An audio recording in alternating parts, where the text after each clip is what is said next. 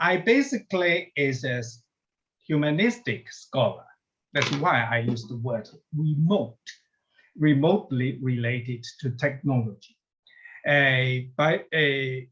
Being a scholar, a humanistic scholar, my interest in human beings and any development in the domain of technology, in my view, should be brought to bear upon the growth of human minds. And translation plays a very important role in enabling this intellectual growth of human beings. And this is our basic assumption. And talking about tonight's topic, CATT is an acronym for Computer-Aided Translator Training, which I borrowed and from CAT, Computer-Aided Translation, to AT&T, which make it rather radically different from CAT. Hence, it will have something to do with pedagogy. And when we talk about pedagogy as against methodology for training people, we are, in a sense, paying attention to human nature as such. And this is our starting point. Translation as an industry is thriving, and translator training has been in a integral part of a lot of language programs, or it is the key component of translation programs worldwide. But often, myself, for one, we have been asked by people, either our students or their parents, this question. It is said that computers will replace human translators. If this is the case, or should be the case, why should we come to do a degree in translation? Often people may feel a bit of baffled by such a kind of challenge, because computers do seem to be very powerful and becoming increasingly powerful. But my answer would be, if we train people to translate like a computer, then it should be legitimate to predict that they are going to be replaced by computers.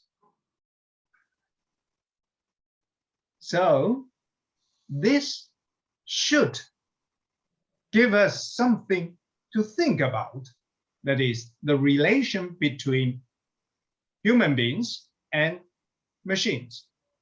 And to replace translators, in this sense, is to replace human beings in a lot of their undertakings. And for students, for practitioners, we may suspect that by using technologies, translation-related technologies, we may ask, do we secretly or openly nurture that kind of dream that someday we can use computers or CAT tools to replace years of intensive language training and theoretical studies.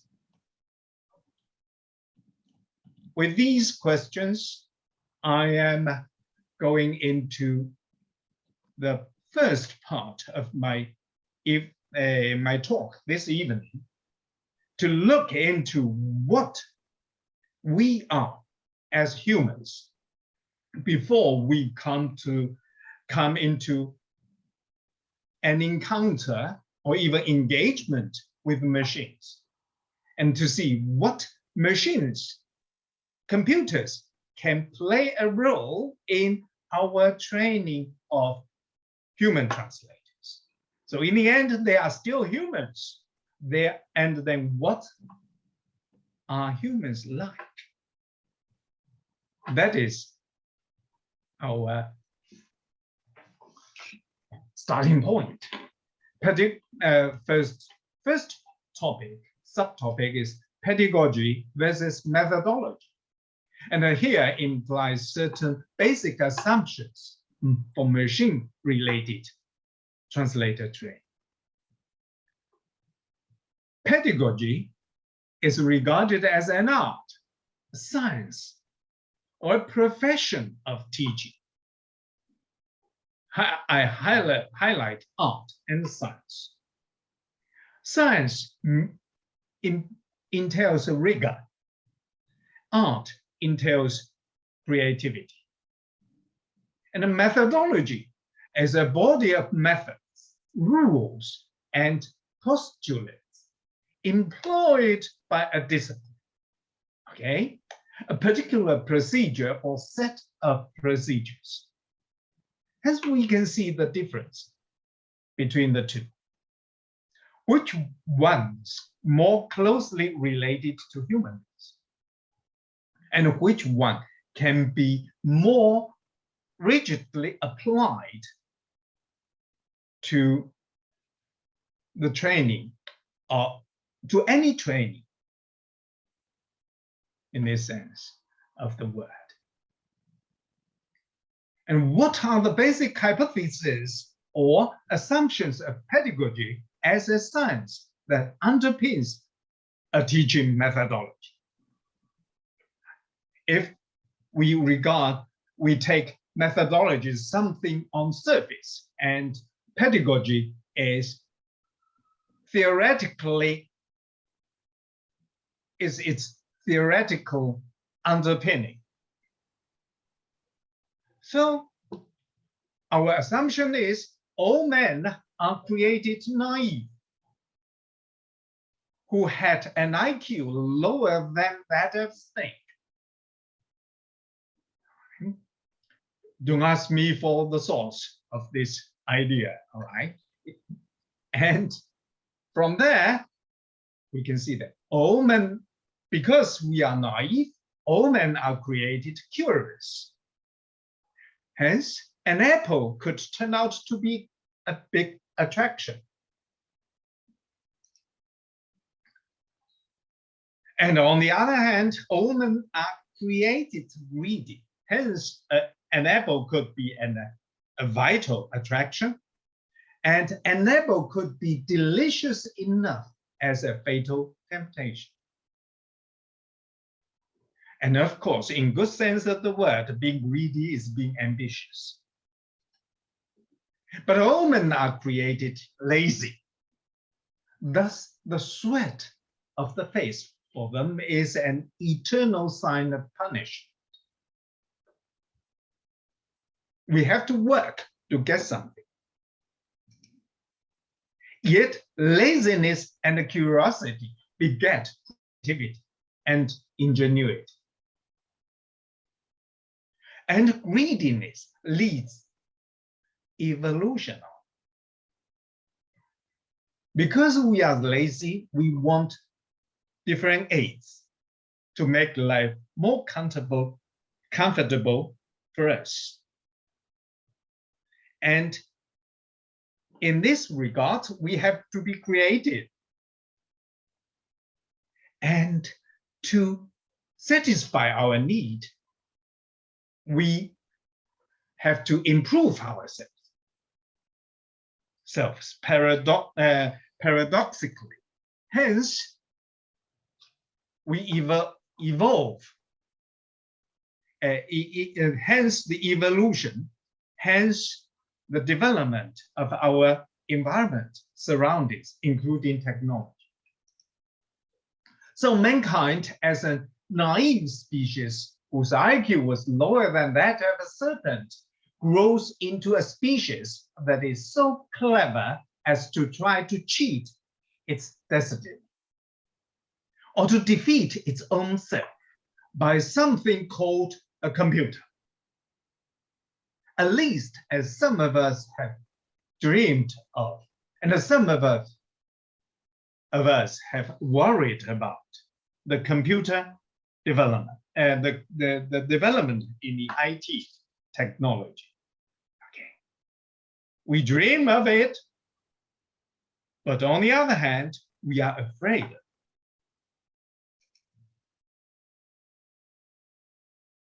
Human beings try to defeat themselves not only in some harmless activities, such as chess games, but also in the use of language, something fundamental to its identity and integrity. This is our definition of language for the moment. That is, it is fundamental to humans' identity and integrity.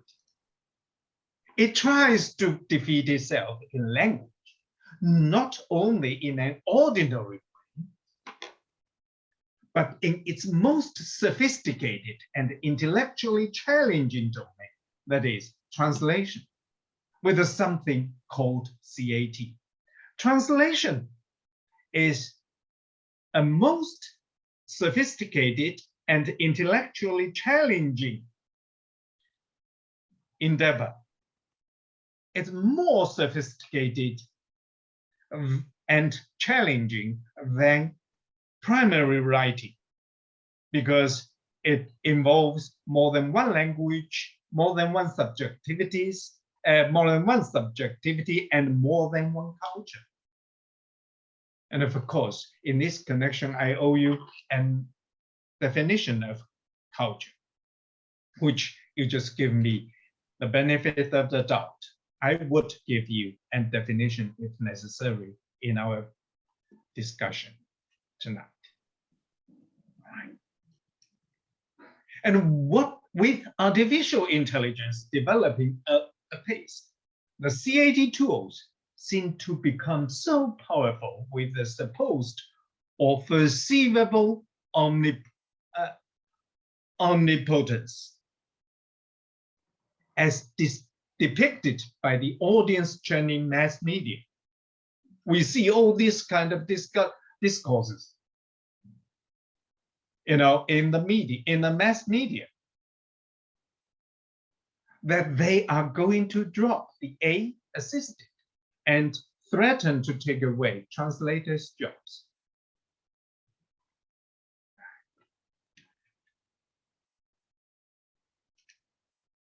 So our TI students, or their parents for that matter, find themselves facing an almost monster-like CAT industry running at large, threatening to snatch away the jobs they have been trained for. Okay, correct me if I'm wrong, because anyway, my experience limited.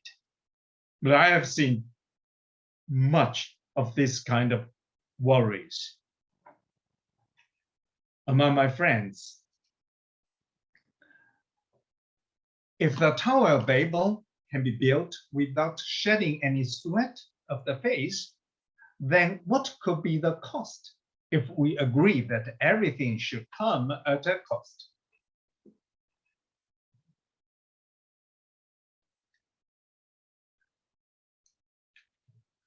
The first cost we may think of is the identity, and by extension, dignity and integrity of each individual human being,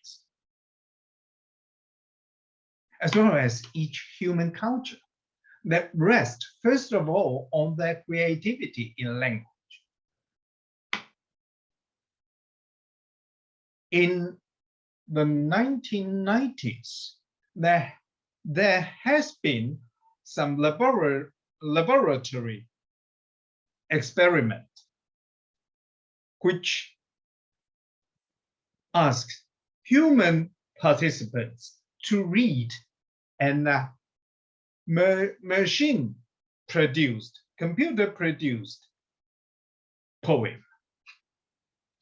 And guess what? All those human participants made much of it, assuming that it was a human-produced, human-written text. Why? Because they have invested a lot of their own life experience into their reading, assuming that the text was produced with an intention.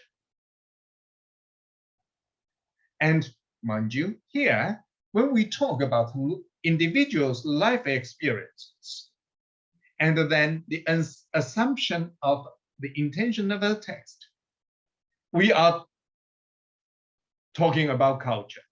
Cultural similarities and differences. And similarities will give us a sense of commonness of human nature. Differences will give us a sense of individuality, individual identity. And all these lie in language, in producing a text for human consumption. And the language cannot be absent from such undertakings. For language, the house of our being in Martin Heidegger's eyes is said to be occupied someday by machines that speak on our behalf. When we speak, we are speaking for ourselves. When we delegate our speaking to the machine, the machine will speak on our behalf. How much can we trust? This is the question. Indeed, it looks rosy that someday we may translate conveniently and free of charge by simply using a CATT tool, and perhaps with the mouse thrown in for good measure.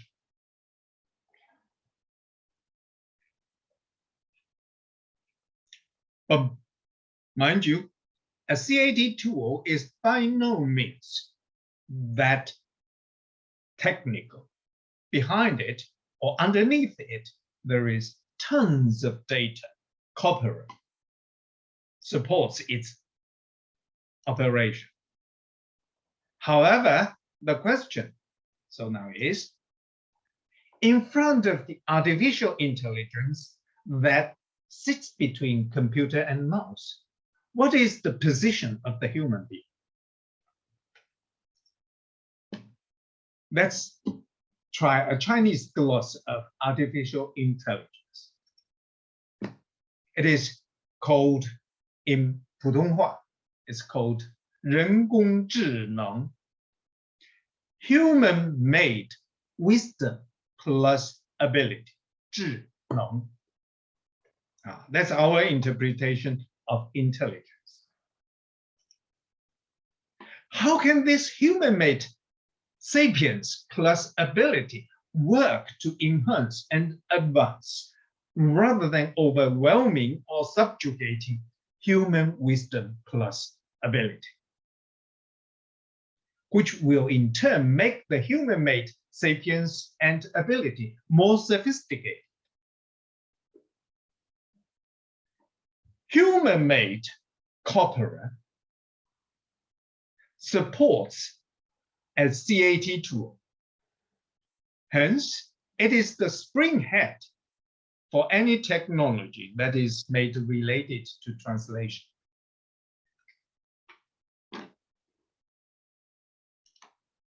In other words, how should we create new translations that can feed the gigantic corpus that bears upon human-made sapience plus ability behind CAT?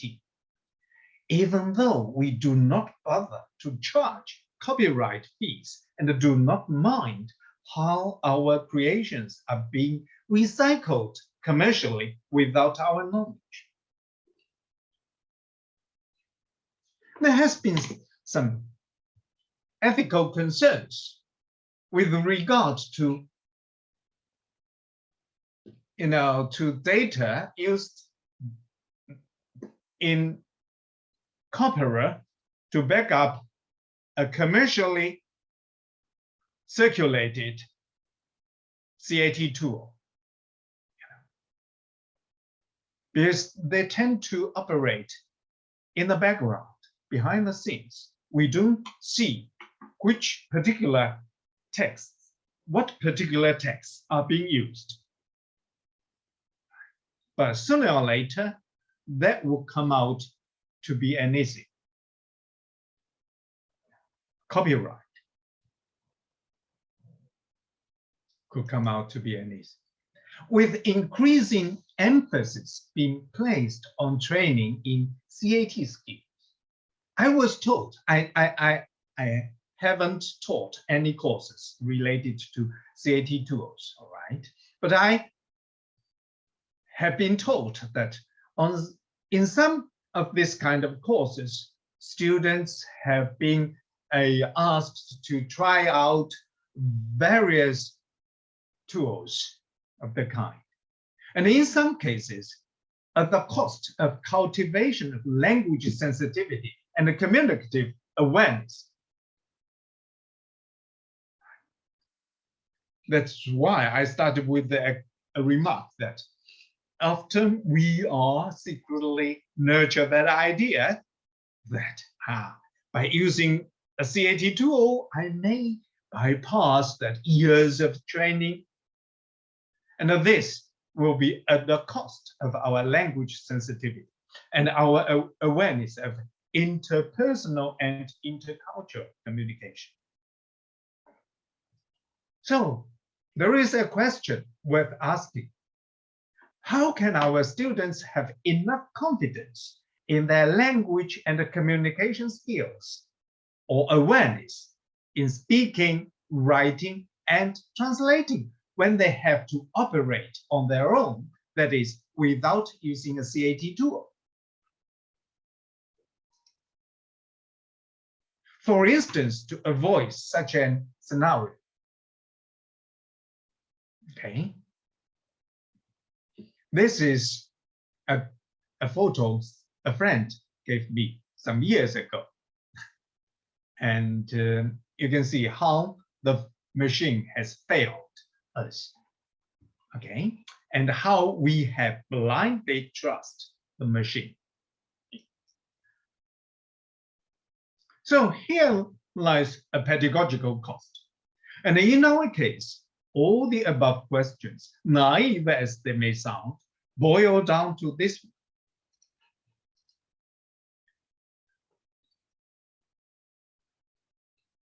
How can we harness the machine with its human-made sapience plus ability to benefit our students, to increase their confidence, backed up by their enhanced wisdom plus ability as humans in their interpersonal, interlingual, and cross-cultural communication?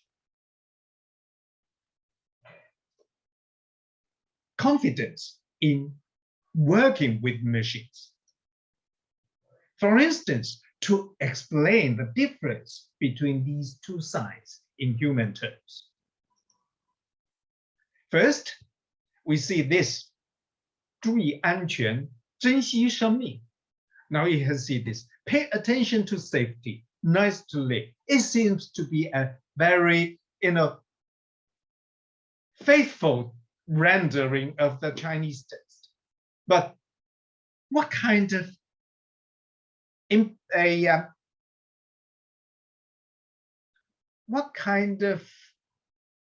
intention, the text may communicate.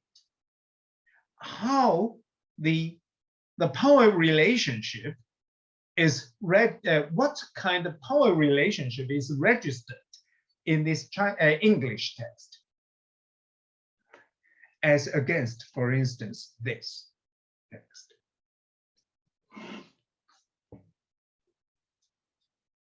请稍微等一下，你的硬碟都删干净了吗 ？Right?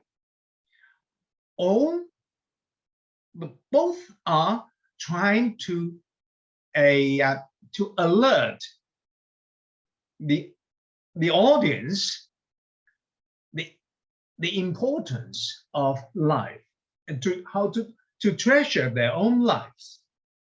But they are the texts are rendered in different ways. If these are fed into the corpus and regurgitated to us when we key in certain, Chinese text, and both are shown to us, how should we decide which one to choose?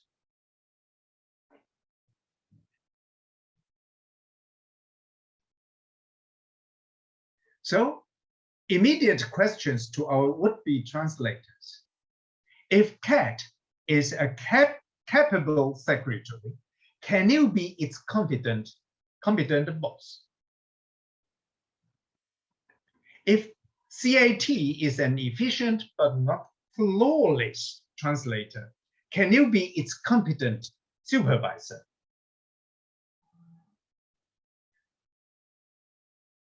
For instance,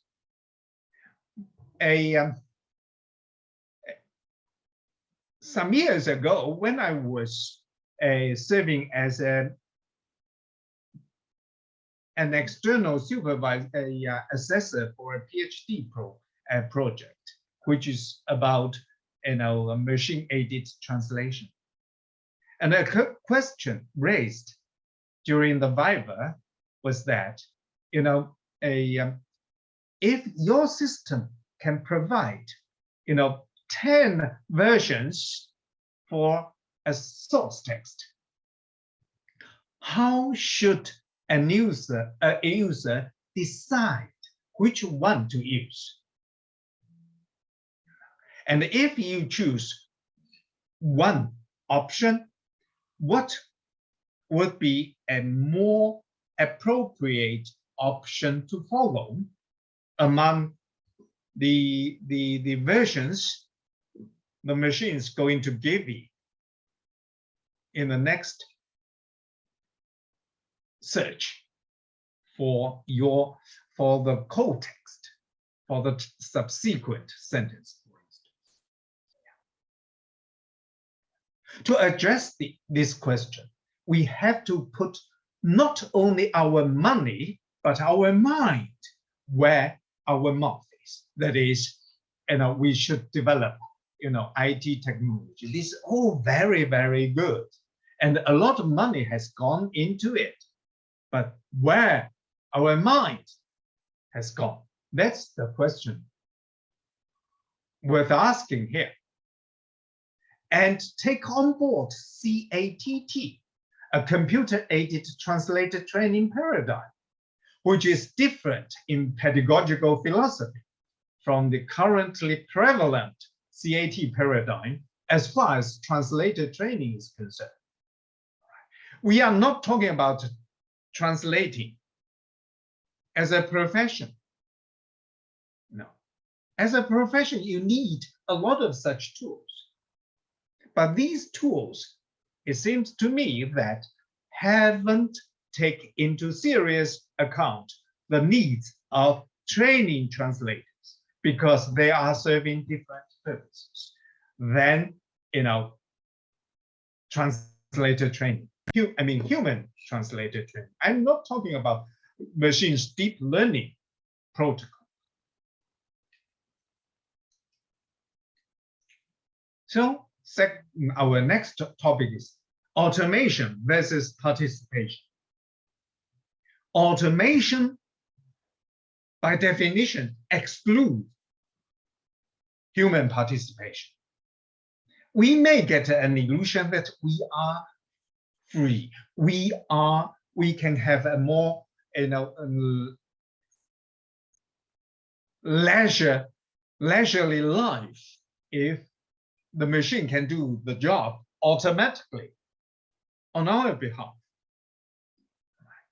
But here we are talking about participation in a closely human-related job, all right, that is translation. And automation from MT to CAT, machine translation in its early development, as far as I know, was rule-based. And this turned out to be so rigid that it couldn't be able to handle, real-life language data. I read about that. The most successful case was weather forecast translating, weather forecast translating between English and French in Canada. And of course, weather forecast has got limited, very well-defined vocabulary and very well-defined syntax. Hence, rule-based machine translation seemed to be able to do a great job. But apart from that, I haven't heard much success of this rule-based translation study and machine translation. And that explains why the whole paradigm switched to machine-aided translation, corpus-based machine-aided translation. And now, with the development of the computer technology, human beings seem to become increasingly ambitious. And the technologies pondering about the possibility of dropping the A. Okay.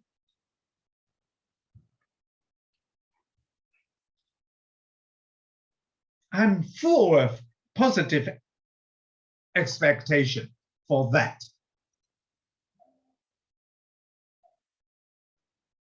But in the end, can we trust 100% such productions, machine-turned translations?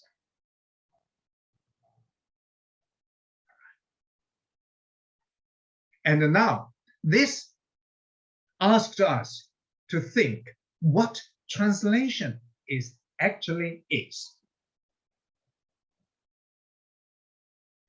Here, what translation is and how it works versus textual management across languages. In a sense, translation is textual management, is the product of appropriate facilities textual management across the two languages, at least.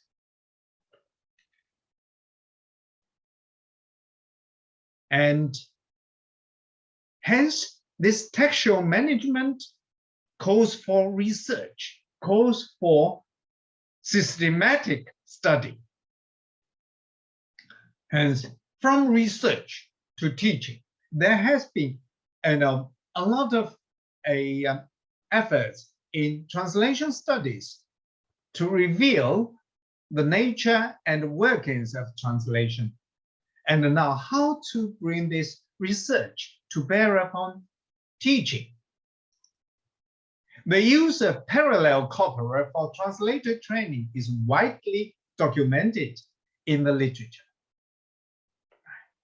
It's indeed a very, very positive, powerful development, much welcome development. But it has its inadequacy. That is, the lack of explanatory coverage and the depth, engagement between language reality and text theories. Such use of corpora may not be so much concerned with explaining, rather the breadth or depth of this explanation of language use. And it lacks this kind of bridge between language reality and our study, theoretical study of language, of text formulation.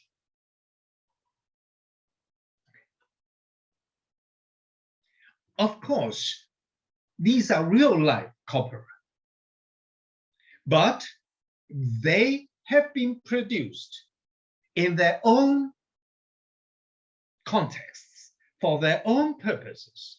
And a translator is now dealing with the text in its own context, that is different to a certain degree to the contexts the previous texts have been produced in, and different from the purpose they were produced for. And all these have a lot to do with the actual formulation of the text that needs explanation. If we want to know why a text is being formulated as such. And the contrastive grammar versus awareness of textual functions and effects in bilingual and cross-cultural text transfer. Constructive grammar may give us a lot of rules to base our linguistic operation on. But as human writers, human readers, there is an acute need of awareness of textual functions and how these functions function to enable an effect on an individual reader. In monolingual communication, this has been a huge problem. You can recall hermeneutics, you can call semiotics, you can recall a lot of efforts in this regard to understand the connection between language form and its function and its effect. And then translation takes it into a cross-cultural and cross-lingual domain, which certainly double the complexity of the issue.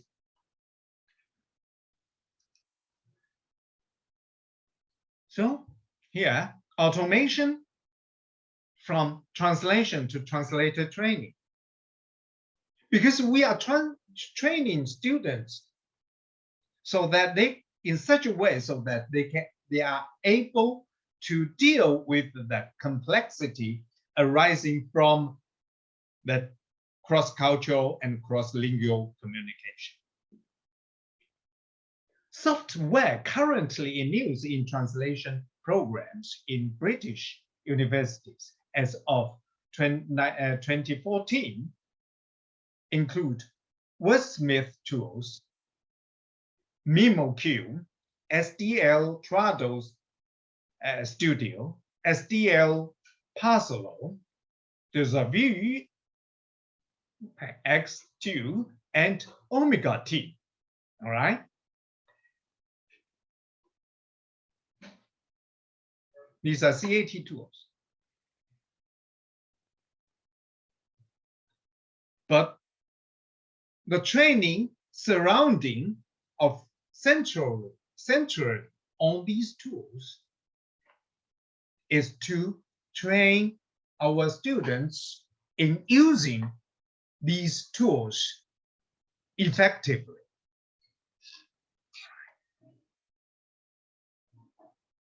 This is different from, this is necessary and very useful, but it is different from our concern for the moment, that is, training of human translators as human beings. And the human beings needs participate in this kind of text production, which these tools may not yet be able to provide. Hence, we are in need of a dedicated system. This system should be able to explain the use of language in different contexts. To inform selection of options a CAT program may have provided. So our choice will be better informed. And with this, we will know if we choose this, what we should choose next. To equip trainees with confidence and discernment in making selections. Hence, human-machine synergy, the design of a usable system. Those what we have critiqued, those we have tried to convince others of it, their necessity, have to come down to something concrete, something tangible, hence something usable as a system for the purpose we have taken upon ourselves.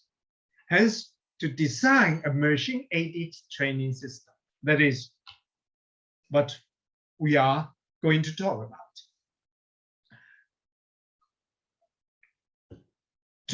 For this, because this in a sense is groundbreaking, we need theoretical framework and operational protocol to govern our operation. And for that purpose, the framework should be an integrated, research-informed framework to guide an operational protocol for data annotation. What does data annotation mean? This is what we are going to see. Okay. And the framework, behind this framework, we need to workable conception of translation. Text management, we mentioned, was a preliminary one. And here, our definition of translation is a mode of bilingual writing with a pair of texts striving to present the same world. This same world is the world already presented in the source text, and now a target text tree is trying to present the text the translator has seen in the source text. And this is a very typical case when we use museum texts in Hong Kong. And for an exhibit, the museum may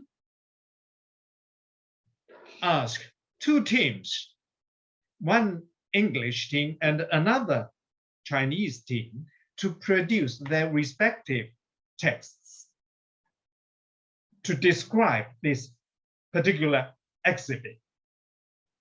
And in the process, the two teams may, collaborate and may discuss between themselves. Hence, the two texts in the end are highly comparable, but not identical.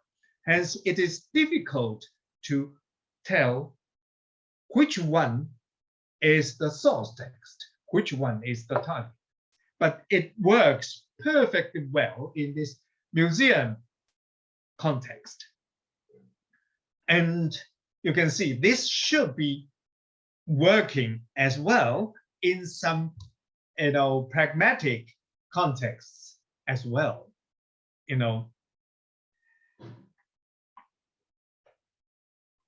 And then this enables us to see translation as a kind of bilingual writing to present the same world. Any similarity or discrepancy between the two presentations should be made linguistically, textually, and social-culturally accountable in terms of the text impacts on their respective readers. Often we see the texts are not comparable. You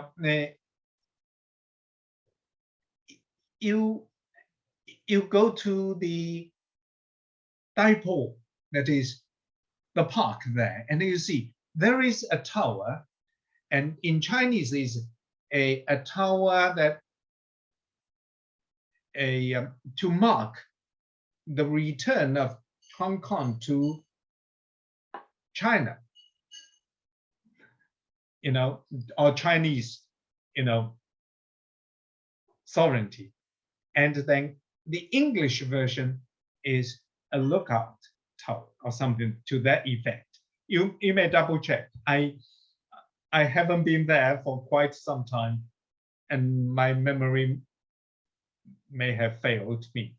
The next time you are there, you could check it out, and hopefully they remain the same. And you'll find it's a very interesting case for a discussion about comparability in translation.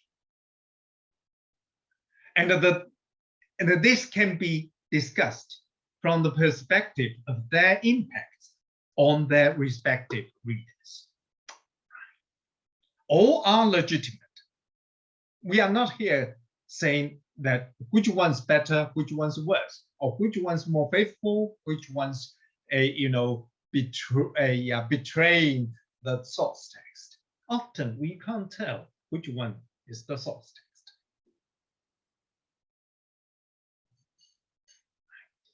And a theoretical grounding and working hypothesis for our framework.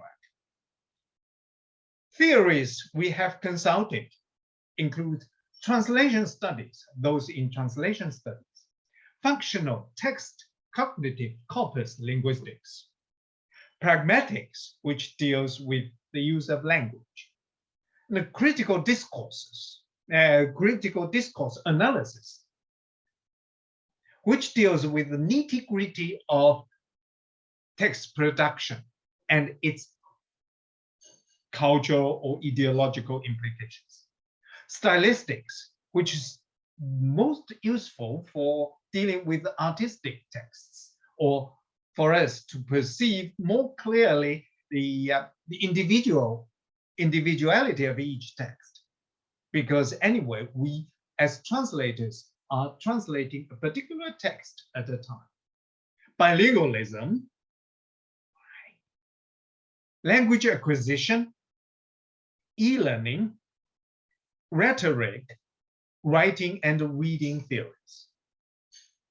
All these we have tried to bring to bear upon our formulation of the framework, theoretical framework for the construction of this system. And a working hypothesis. All textual devices are means for information-focused management.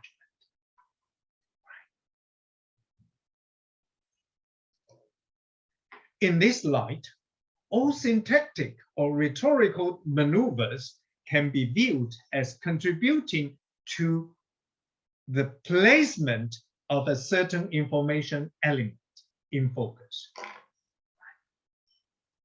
According to M.A.K. Halliday, or systemic functional linguistics at large,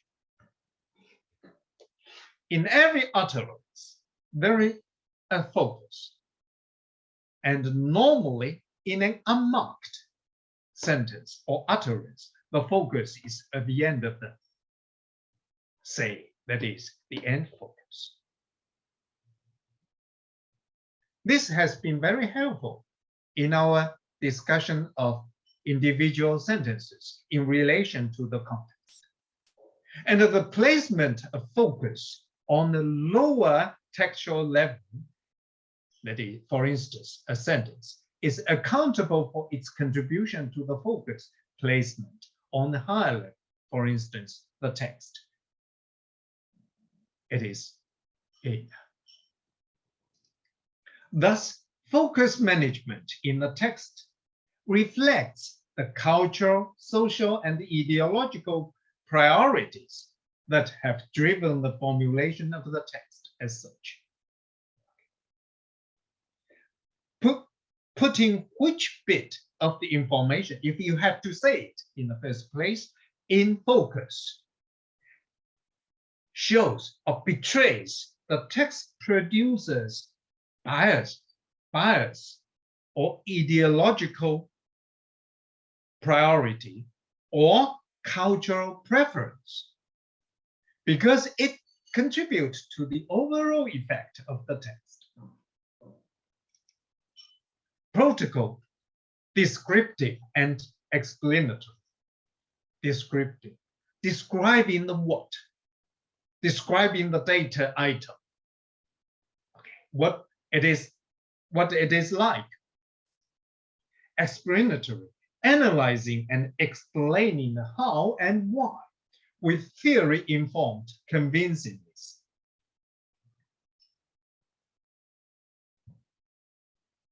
Impressionistic remarks do not count in this kind of explanation. In another word. Okay. And then human involvement. Data team and IT team. We had two teams. One is data team, dealing with the processing of language data. The other is IT team, technicians who were looking after the system, designing it, refining it, modifying it, upgrading it. And all along, these two teams are working together.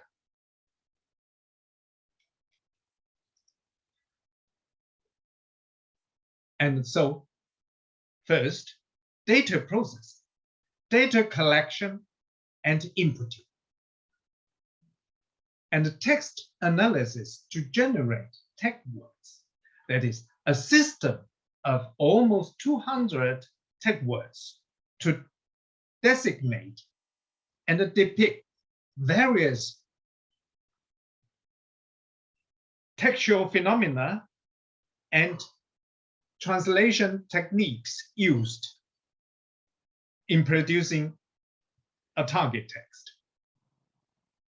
And these text words form the central nervous system, if you like, to guide data annotation. That is, every annotation should be tagged accordingly.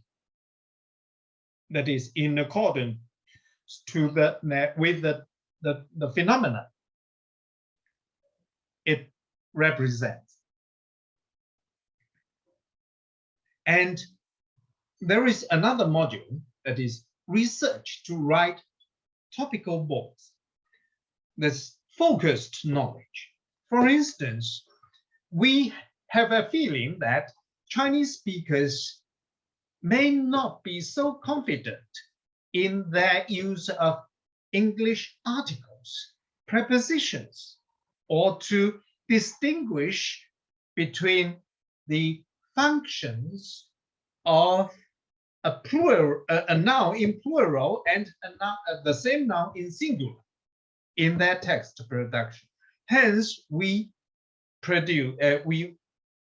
include topical boards dedicated to explaining such knowledge with examples and so on and so forth in the form of mini essays, but all strung together via text words. Research to design exercises. Now, at the moment, we use a lot of exercises are multiple choice. They are unlike traditional multiple choices, with one correct and all wrong, all others wrong. We don't use this way because we believe that it's not very constructive to expose learners too much to erroneous options. They may, in the end, remember the wrong one and forget the right. We, if possible, whenever possible, we would like to use correct options, but each of them should be explained with reference to their possible or potential appropriateness in a certain context. And this context is described in the question itself. That is, as a requirement, you produce a text within such and such context. So each option should be explained and tagged by the tag words so as to be connected with the data annotation and topical boards.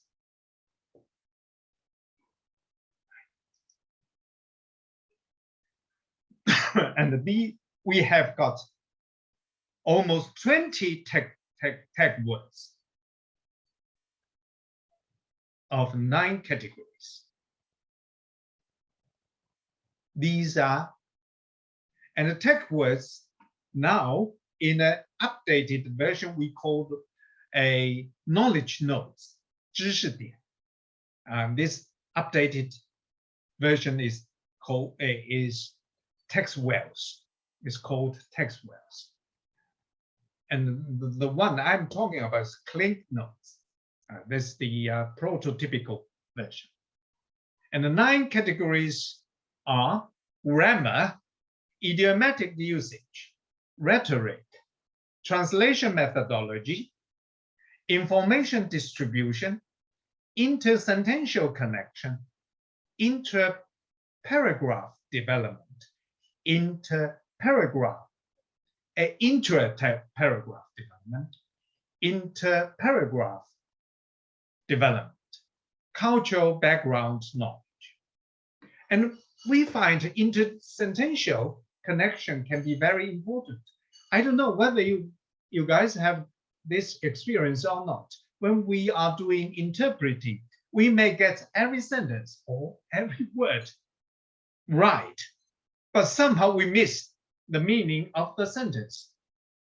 Or we get every sentence right, but we find difficult connecting them in a sensible way to communicate the meaning of the paragraph, so on and so forth. Okay, so here we try to alert learners to this kind of connections. And the 3 databases we used. First, primary text corpus with annotations classified by techniques covering cultural knowledge, textual design, stylistic features, effects, information management, writing, translating skills. And a knowledge-based system of topical boards, as I mentioned, exercises with answers explained. The whole system rests on these three databases. And then IT engineering, this is more on the technical side. IT engineering plays a pivotal role of data grouping and in retrieval, data mining, to ensure instant and interconnected access to the desired data at a click of a mouse. We want, retrieval instantly so that the machine can help. And the IT team works closely with the data team on a real-time basis. I can recall once I was giving a lecture or teaching a practice course, translation practice course, using this platform. And my IT team was sitting down there. Whenever we found anything that turned out not so convenient for the learner or the teacher, we mark it down and then we repair it.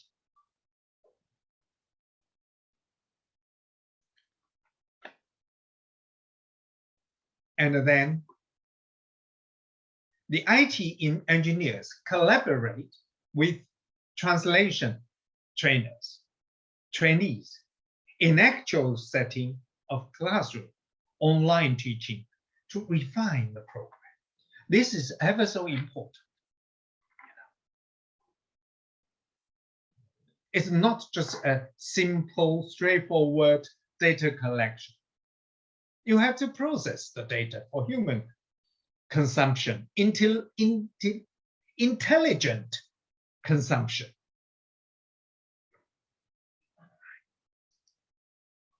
And here is the system as a platform, Click Notes. 引导在线. That was the categorization is simplified and consolidated in the textual version. We later, we keep upgrading it, updating it in an R&D, research and development sense.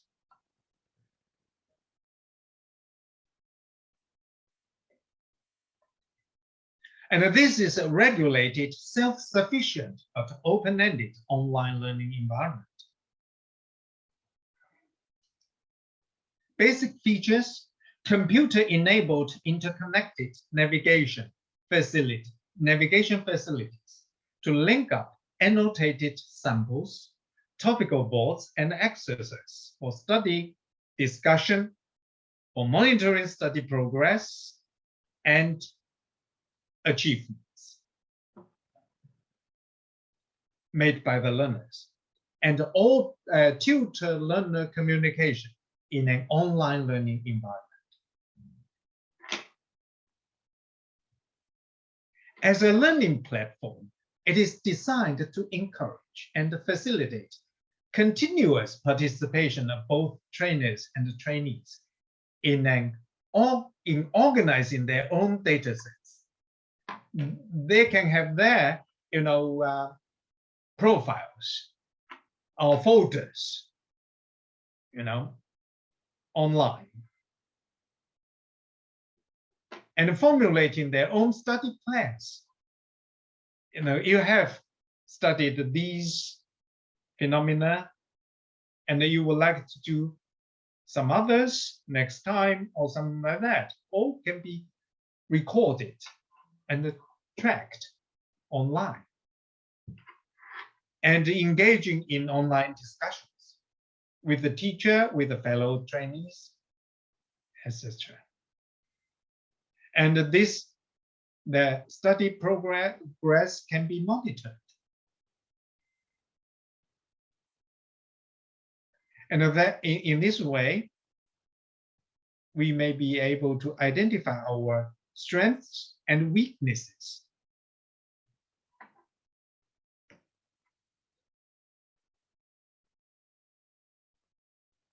for improvement. And the user's participation in return will contribute to the long-term development of the field, especially its FAQ and the learning behavior databases. And in the textual system, different databases are further interconnected and managed visually by a system of knowledge graph or 知识图谱. Now, FAQ is something very interesting. If a learner asks a question, he or she has to find a tag for it. And by this tag, he or she can check whether a similar question has been raised before, and whether, if yes, whether they are happy with the existing answer. If not, they can refine their questions, add their question, and then the trainer can answer the question more specific. And this answer can be stored in a Q&A session, FAQ session. And if we have, is it okay? Can everyone hear me? Because I said, so my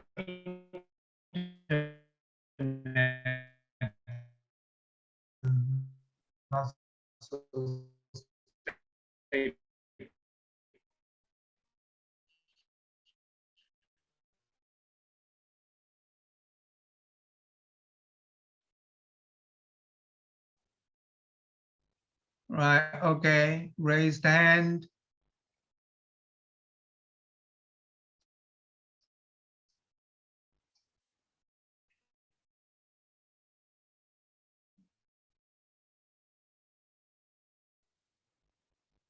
Yep, any questions? Just speak up. Somebody raised the hand. If any questions, just by all means.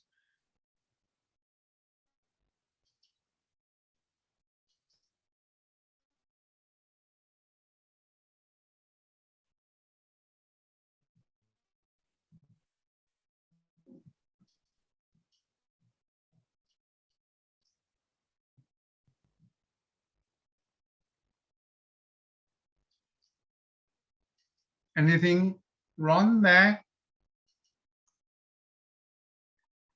I think it's fine. If anyone has a question, you can send me a message or raise your hand again. Yeah. Otherwise, Yeah, we'll but just proceed. better send a message. Just send a message so that I can see. Yeah. Right. Okay. Now, this we have been developing this system since 2004, and I once presented a previous version at a forum in Beijing, and later on, I think we had give a presentation at Baptist U, and on both occasions we received questions about the role of the trainer. They said that if everything's arranged in such a way, what can the teacher do? You know, it seems it has taken over the teacher's role. The answer is not. If, as I said, if we train translators to translate like machines, then it is legitimate they be replaced by machines. If we teach translation like a second language acquisition class, that is, we just bothered with grammatical mistakes, language inadequacies, then of course this system is going to take over those labor-intensive, tedious, repetitive jobs of the trainer, so that in a translation classroom, more time can be dedicated to the teaching of issues genuinely, truly related to translation, leaving language issues by and large to the machine. This is our dream, okay, behind this design. Now here we are talking about a trainer's role. Basic assumptions. Translation is teachable. Research-informed professional teaching is more efficient than naive empiricism. A text, be it a source or a target text, can be perceived and explained as accountable for its function and effect. And these are the trainer's job. So we want trainers to be research informed, not one that counts on anecdotal remarks or impressionistic observations. In a ClickNote or textual environment, teachers can play an active role in setting learning tasks, selecting data, providing alternative perspective. This is highly important. You know, we are not letting the machine take hold of ourselves. We always try to provide alternative perspectives because those already on the platform are there. You know, in a sense, they are dead. And we want more alive learning experience, more lively exchanges of ideas. Hence, teachers should be able to provide alternative perspectives and translations and explanations. And if they like, they can, regulate their observations to enrich the data explanation database for the system.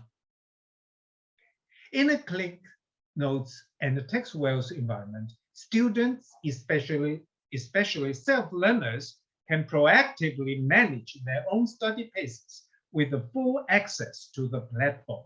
Anywhere and anytime, Wi-Fi service is available. And now, I am going to show you a class. Aha.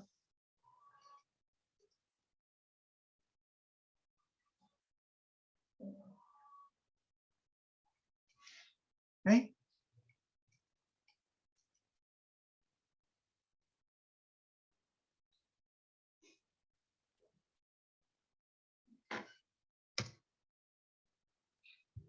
Sorry, in now. Maybe you would ask them, how can you study? Oh, no, not yet. You know, the background is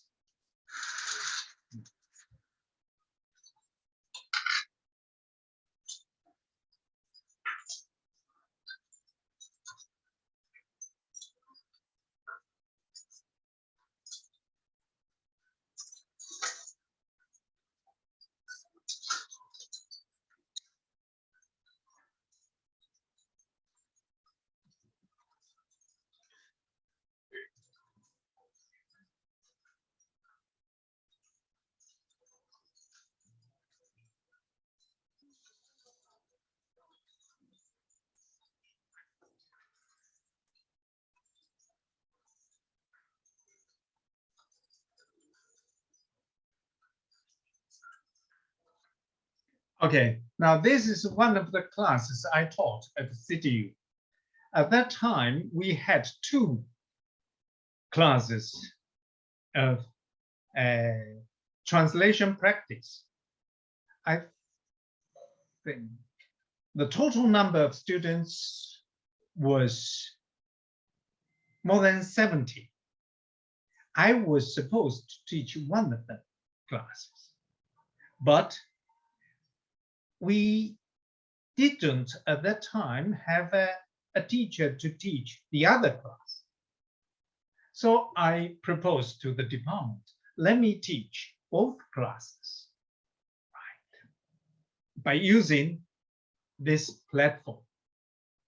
And every week, that is every class, every lesson, we have exercise. And then so long as we booked a room with, say, 90 computer terminals, and they are working there, I was walking around, supervising them, and answer their questions whenever they have one. And then that's the situation at that time. And then students can, and then students will later give a presentation on the specific text and their translation, the translation in a critical manner, and they may also provide their own alternative translators. And what is challenging for the teachers that I had to provide on-spot commentary. And certainly I had to prepare myself for that. Everything comes at a cost, right? And now this is the image, and maybe you will ask them, how can you study this performance, the games is ended successfully? That is why we use the curtain response that with splendid chorus and so on. And splendid is actually a positive adjective. According to Oxford Dictionary, splendid means excellent. And we think actually it's better or using applause and cheers. okay. So presentation is very typical in our classrooms. The image. And then this Q&A.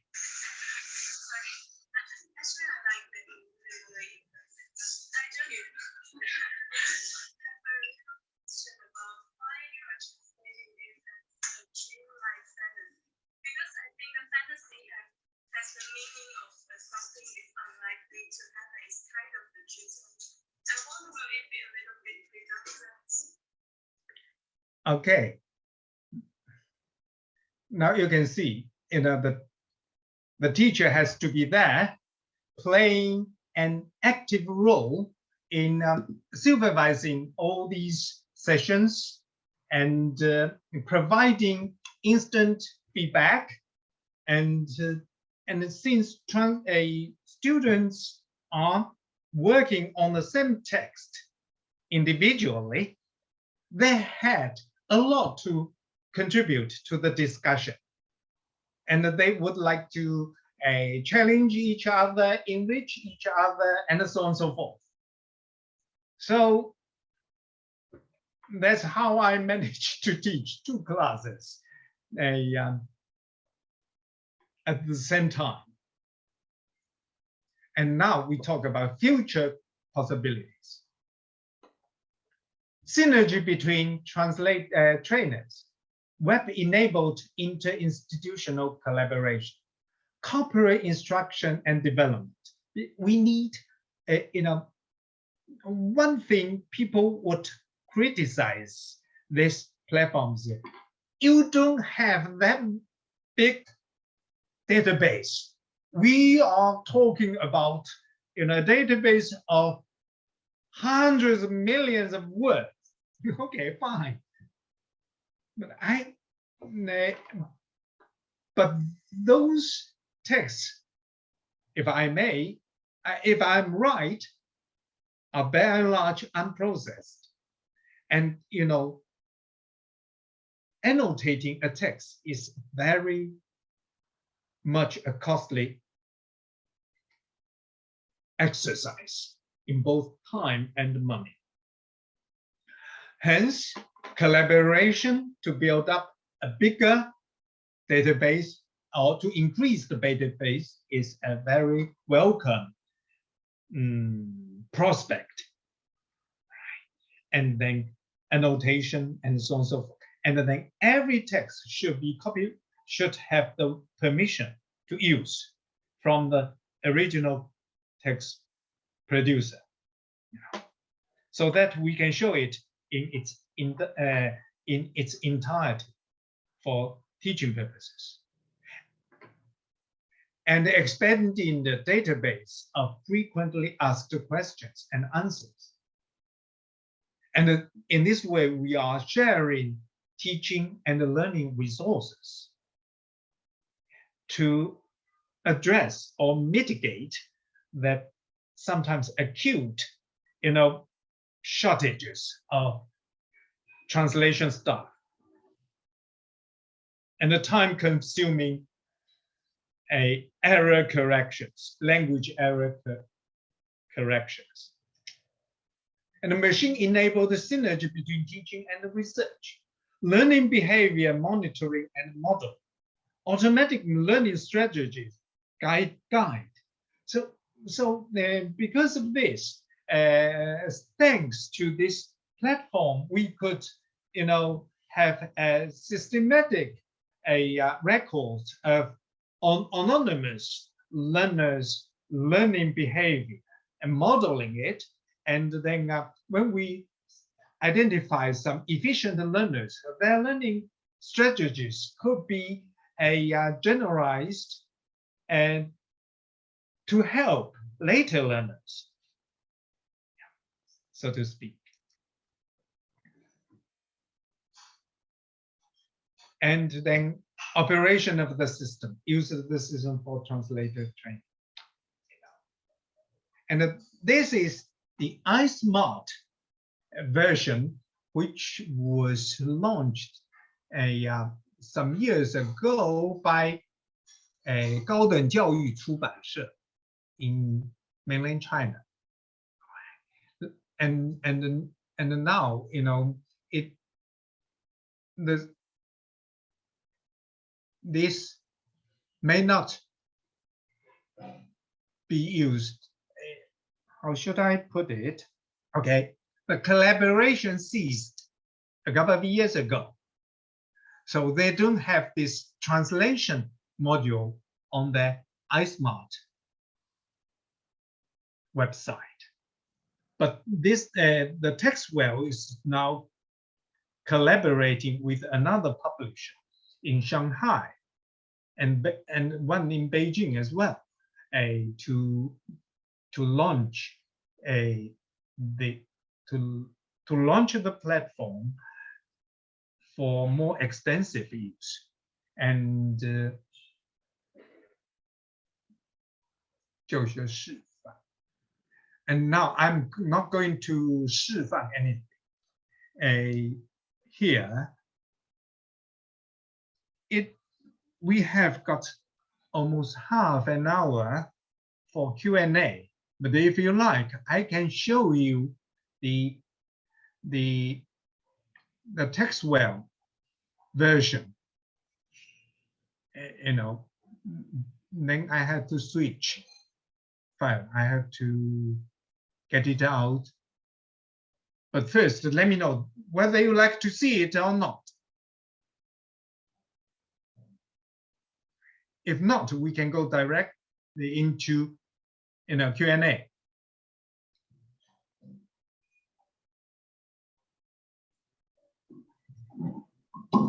Let me know. You know, I'm at your service. Okay.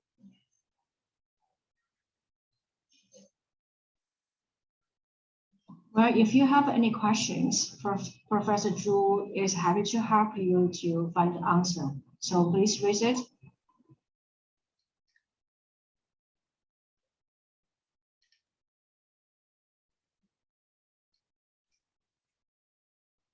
Okay, we have one question here.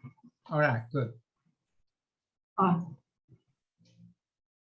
can you see the message?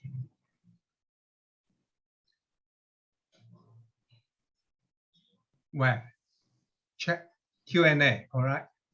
Yeah. Maybe you can try the log in the system. Answer live. No, yes, please. What I see is Hou Xingzhi. Yes, please. Then what's the question? This is the question. Can you just unmute yourself? Two questions. Should CAT and post-machine translation editing also be part of? Okay. Good question. Now, first, CATT and CAT are different in their philosophy, which doesn't mean that one cannot be part of the other. You know, if we use a CAT, certainly the trainer can explain the data to alert the trainees to various communicational or textual concerns. On the other hand, CAT can be introduced into CATT. But having said that, I should say that CATT is to train translators who can translate without using a CAT tool to begin with. But more ideally, they can use effectively a CAT tool. By effectively, I mean in a more informed manner. Either this direct translation or post-editing. Post-editing is more of a kind of human undertaking. And the second, the exercises on the platform are mainly multiple choices. And if there are translation assignments, how do the trainer assess and mark the translation by students? All right, this is something what I think in the textual version, there is a room for this, for the trainer to post their own assignments. And then we don't have any rigorous protocol to assess actual translations. The onus on the trainer, because we do unrealistically assume that the machine can deal with the creativity displayed or manifested in human translation. There should be a boundary between machine and the human, right? Okay, have your question answered?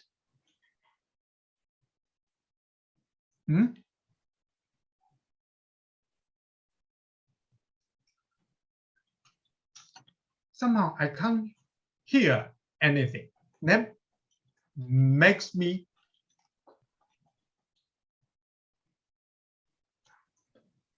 a bit nervous. All right.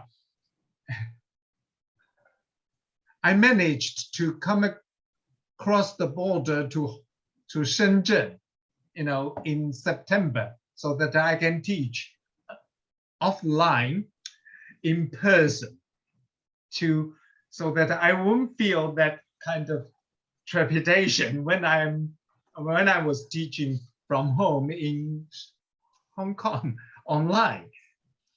But somehow today, I feel the same silence on my screen.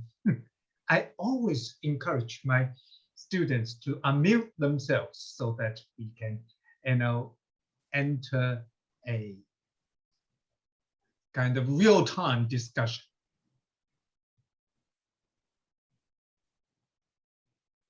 Any other questions?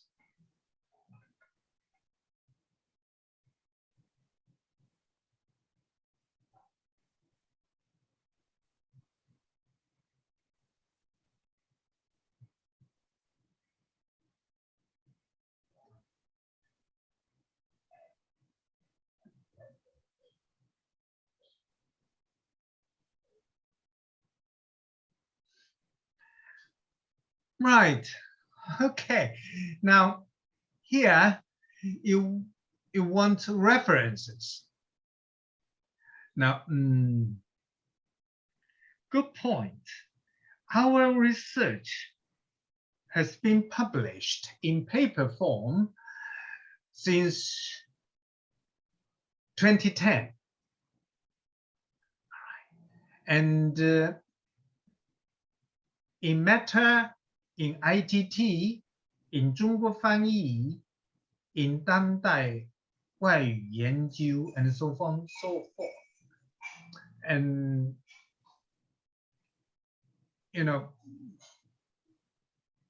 but I haven't worked it into a list. And just to mention that currently I'm editing these papers into a series to be included in a collection of papers for Routledge. Hopefully we can get it done next year and published the year after. But if you are interested, you can search, our papers. And if you want more references, you look, you can find in the references part of the paper. Right? Okay. Answered or not?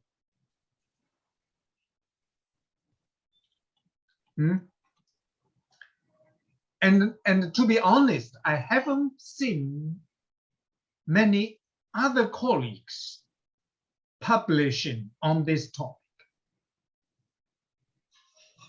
Correct me if I'm wrong.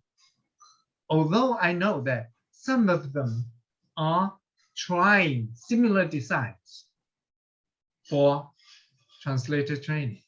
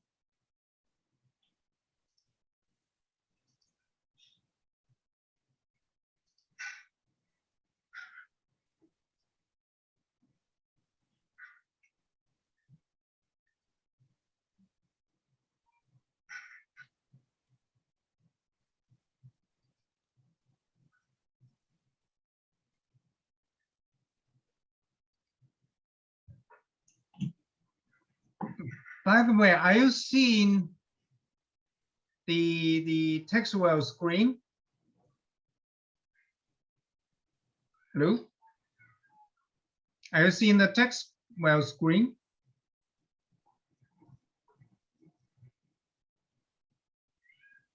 Okay, good. Now I'm. Sorry.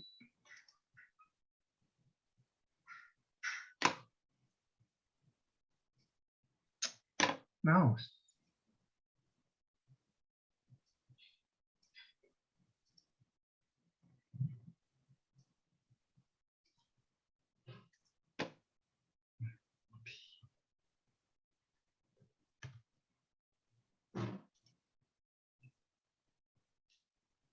Right.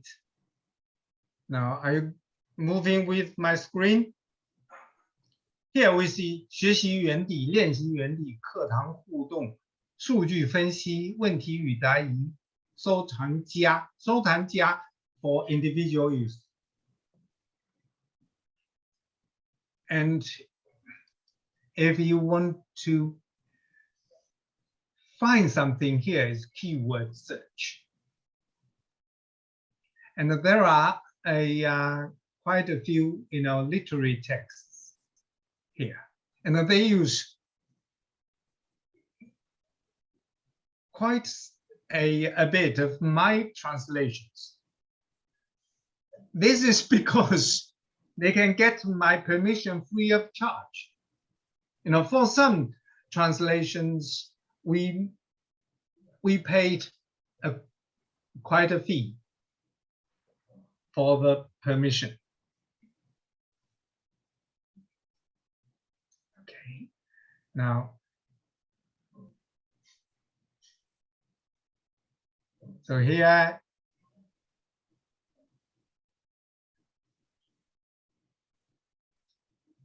different articles.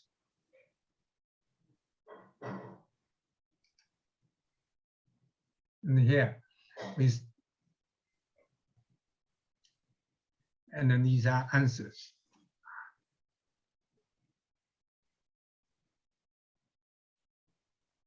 And now, by default, both English and Chinese are shown. You can choose to show only the English. And that this would be good for doing English to Chinese translation. And if you choose the Chinese one, it will be good for doing Chinese to English translation. Here we deliberately blurred the directionality because as we have hypothesized, two texts are trying to present the same world. Hence, in a realistic way, we may not have to tell which one is the source text and which one is the target text. Back translation can be of help in training too. And all right, now we back, and here you see 词集角度 at the word level and at the sentence level, and then from the perspective of information distribution, and at the text or discourse level, and then from the rhetoric level, and then intertextual associations. And B1, B category refers to 聚集角度. Let's see what is said here.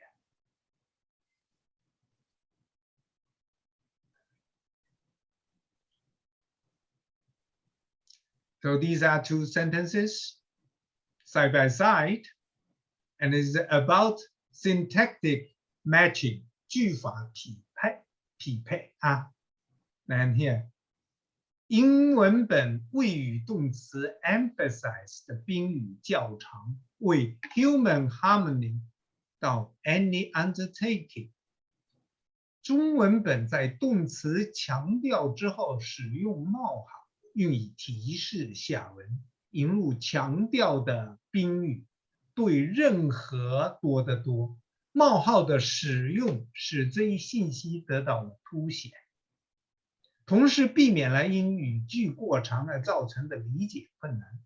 通常在问答、说、想、是、认为、表示、在语等提示性动词之后，都可以用冒号，以引出宾语。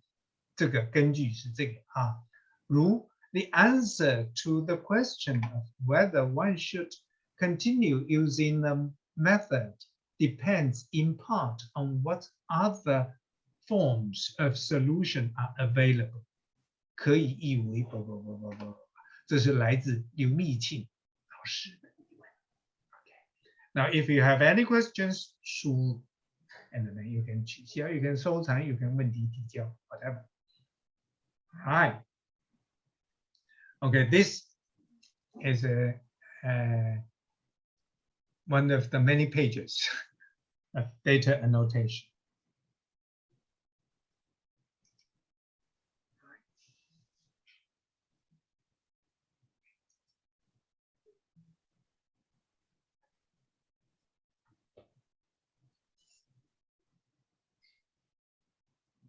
Any other questions?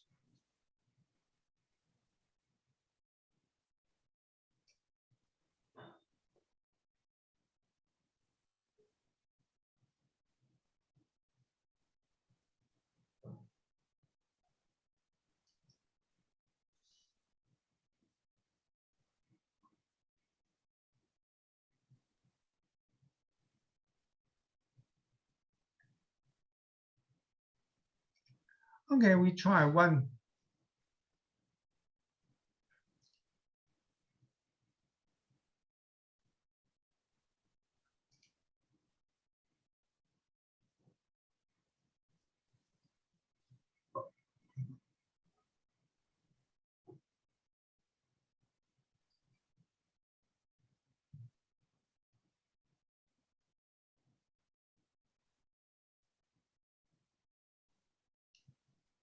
Here we start with 典故简审 and we find, an example here. And if you want to have a look at this, and this is the explanation.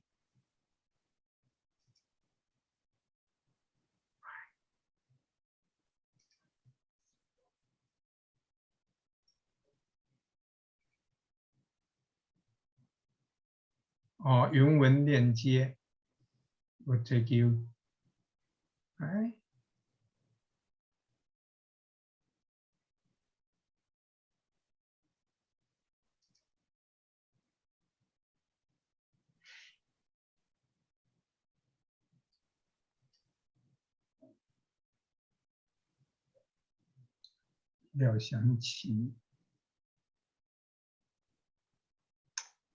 Somehow got some problem here.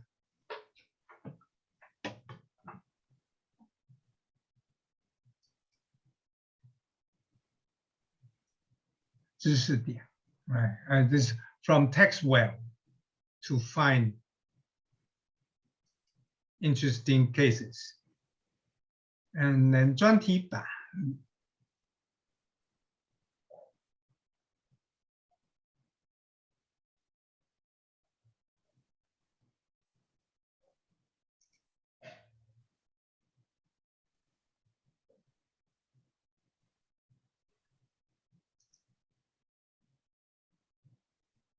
we are comparing these verbs.